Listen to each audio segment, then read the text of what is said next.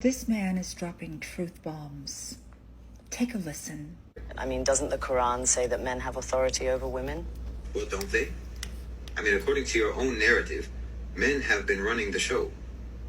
The feminists are asking for their so-called rights from who exactly? Okay, if you didn't have what you call patriarchy, then what you would have is a hell on earth for women. Because clearly, women do not have the power to coerce men, to force men, to make men deal with them this way or that way.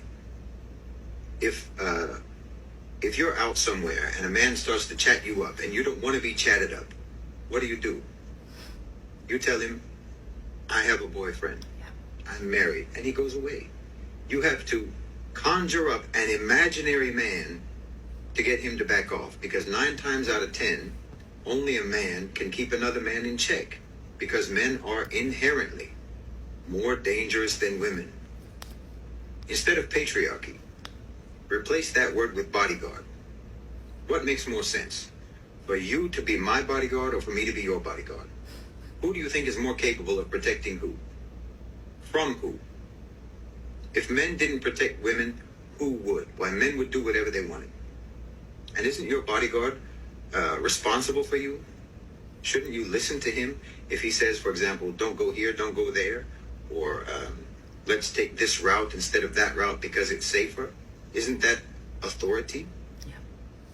But he's doing it for you. Would you feel resentment about that authority? That's irrational. Look, you cannot dismiss the importance of physicality, human physicality. We're physical beings. Technology does not level the field the way you think it does.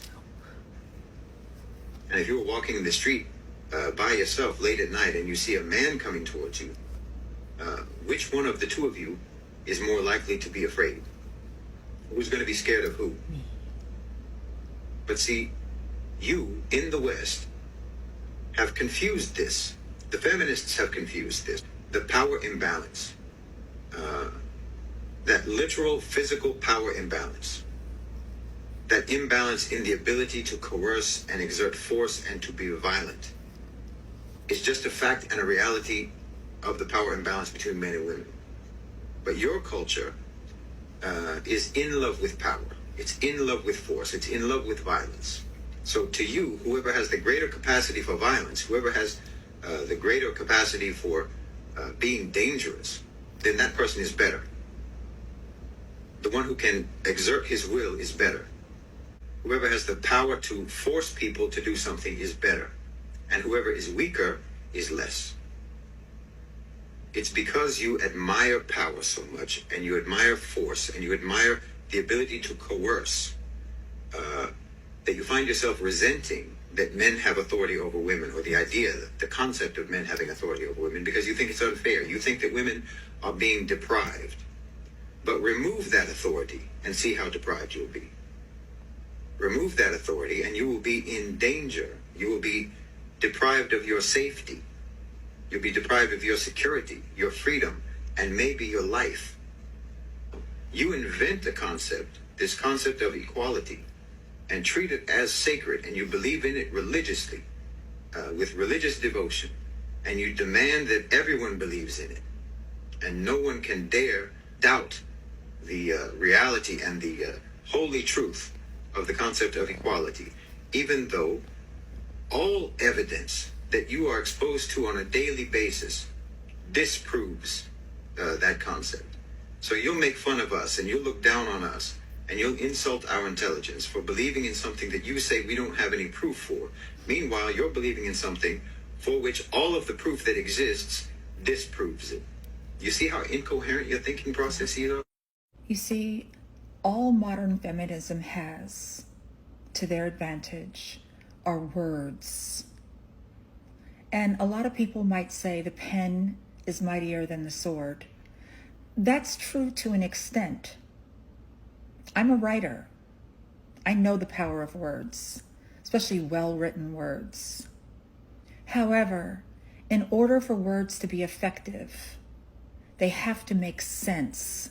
There has to be truth in those words. And without that truth, You're just dealing with Disney. And that's what the feminist movement is, basically. Disney. Because there's no truth behind it. If you take away the patriarchy, what does feminism have? Nothing. Women would be in danger without the patriarchy. The patriarchy is what keeps us safe. Because if you take those laws away, again, we have nature. We have the nature of man and the nature of woman, which is not just the emotional nature, it's also the physical nature.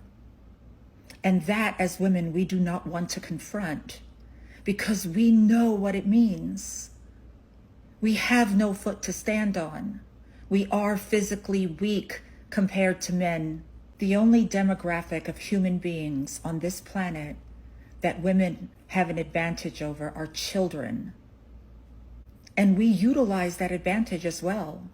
So without the structure of patriarchy, you would have men dominating women, women dominating children, and children dominating each other.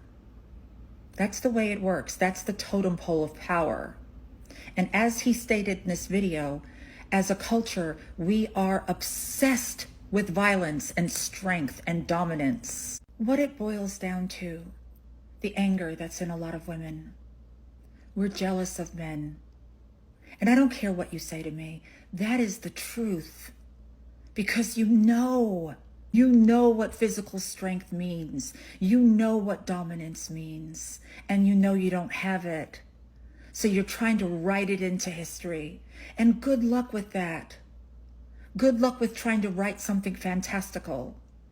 Yeah, you might end up with a movie like Avatar. Visually beautiful. Fantastical. But in real life, it doesn't make sense. It's not going to happen. There are no blue people. You might have movies like She-Hulk and other films where women have an unimaginable amount of strength where they can go toe-to-toe with men. But as we know, that is not real life, right? And feminism is not real life. It's a fantasy. It's a dream. What the man said in this video is reality, and that reality terrifies us. So hence, feminism, trying to create some illustrious words that is going to make men feel guilty about their nature. Good luck. Yeah, it might work with some guys, but guys are not going to give up who they are. And we're always going to need men, no matter what. And women can sit there fantasizing about a world where men don't exist. Good luck with that too, because men are always going to be here. So will bears and other animals that we're afraid of. They're always going to be here. Nothing you can do. That's the planet we live on. So keep working with your words. Keep trying to make men feel guilty. Keep trying to make men feel that we need an egalitarian planet.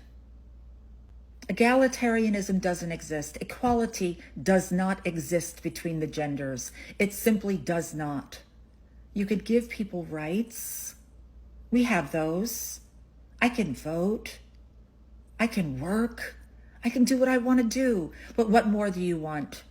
You want to bend the very nature of men? It won't happen. Because men are different.